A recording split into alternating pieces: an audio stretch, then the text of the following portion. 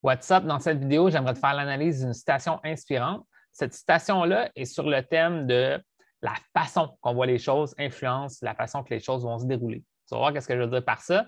Je vais te lire la citation, puis ensuite, j'ai écrit plein de conseils pour t'aider au niveau de ta croissance personnelle, mais aussi pour t'aider à avoir plus de succès dans tes rencontres, dans tes relations avec les autres. C'est ça mon expertise. Donc, that's it.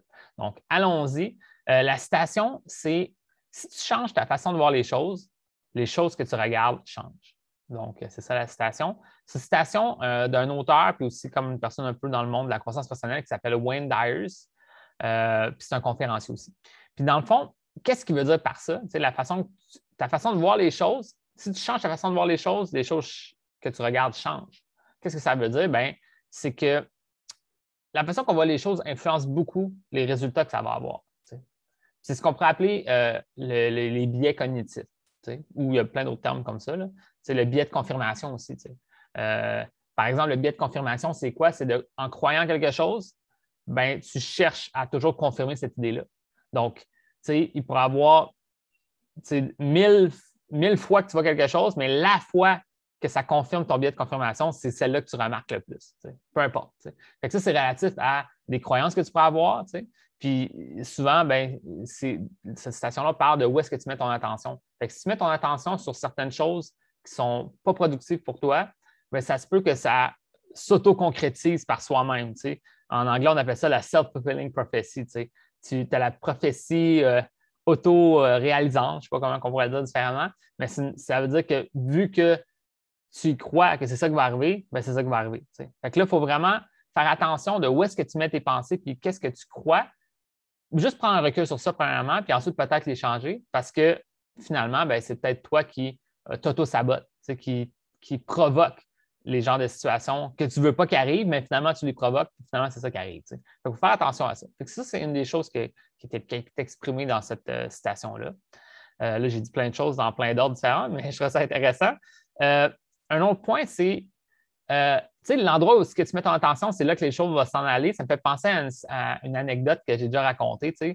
Quand tu apprends à conduire, tu vas voir, ce n'est pas 100% relié à tout, mais ça fait une belle image. Quand tu apprends à conduire, au début, tu te fais dire regarde où est-ce que tu veux aller.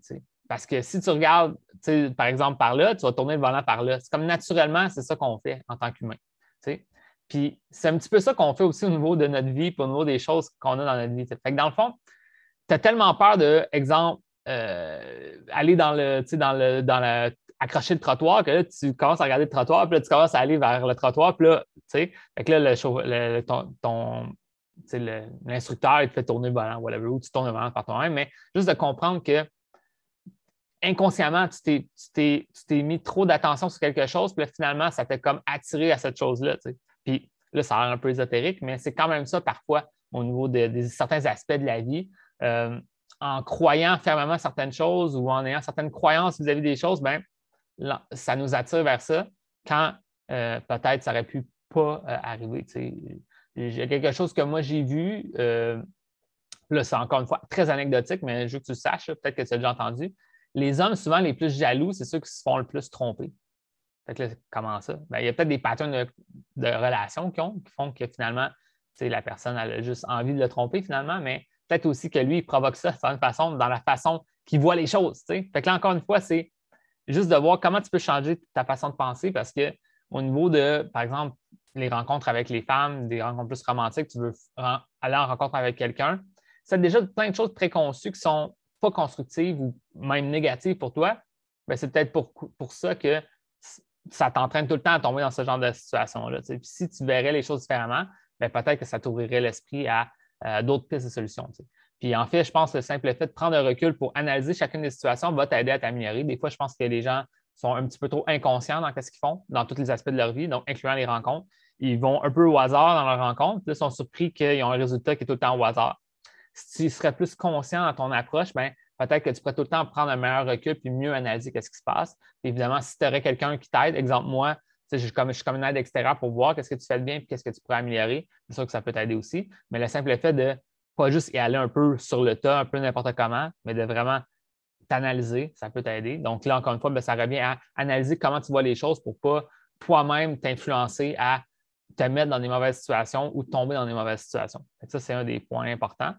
Maintenant, c'est ça, évidemment, je ne te dis pas que c'est en croyant à certaines choses qui sont un peu irréalistes que là, magiquement, ça va s'auto-concrétiser non plus. Ça ne veut pas dire que dès que tu commences à penser à des choses différemment, exemple, je mérite d'avoir cette femme-là, bon, je l'aborde maintenant, c'est sûr et certain que je l'ai parce que j'y crois. Non, évidemment, ce n'est pas ça, mais ça reste de t'ouvrir l'esprit à te dire, cette femme-là, on pourrait peut-être bien s'entendre ensemble, puis qui sait, je vais aller entrer en contact avec elle. Puis là, tu y vas. Au lieu de te dire, ah, elle va sûrement me rejeter, sûrement occupée, avoir 1000 excuses. Non, tu n'as pas d'excuses, on essaie, puis on va voir, on ouvre la porte, au lieu de fermer la porte tout de suite. Je sais pas si tu comprends. C'est ça le plus important vis-à-vis de cette situation-là, c'est d'arrêter de mettre l'emphase sur qu'est-ce qui pourrait mal aller, à la place de mettre l'emphase sur qu'est-ce qui pourrait bien aller. Puis ça, ben, au final, ben, ça va te propulser plus vers qu'est-ce que tu veux versus fermer tes portes. Fait que ça, c'est dit.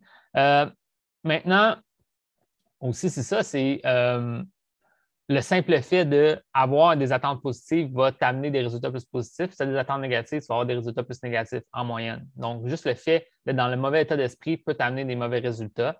Moi, ça m'est arrivé, par exemple, dans des mauvaises passes dans ma vie au niveau personnel. Exemple, ça n'allait pas bien, puis là, finalement, je vais rencontrer une femme, mais ça allait moins bien. Puis aussi, même chose pour mon entreprise. Il y a d'autres moments où est-ce que je me sentais plus stressé, je me sentais moins je sentais qu'il y avait de l'anxiété de d'autres choses, etc., etc. Puis ça faisait que j'avais moins de résultats face aux clients potentiels à qui je parlais. Fait encore une fois, quand tu as un contrôle sur ton état d'esprit, ça va avoir un énorme contrôle aussi sur les interactions que tu as avec les autres. Parce qu'au final, tu influences les autres inconsciemment si tu es dans un mauvais état d'esprit. Donc, il faut que tu cultives ce bon état d'esprit en premier.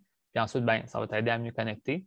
Maintenant, ben, ce qui est enseigné, en fait, plus spécifiquement, parce que là, je suis en train de te parler un peu de moi, qu'est-ce que je crois que la citation veut dire, mais ce qu'il a enseigné dans le guide qui a dit cette citation-là, dans le fond, c'est que si tu projettes inconsciemment tes peurs, tes insécurités, tes pensées négatives sur les autres, bien, ça va impacter négativement tes relations avec les autres. Donc, si tu changes tes perceptions, tu vas changer ta réalité.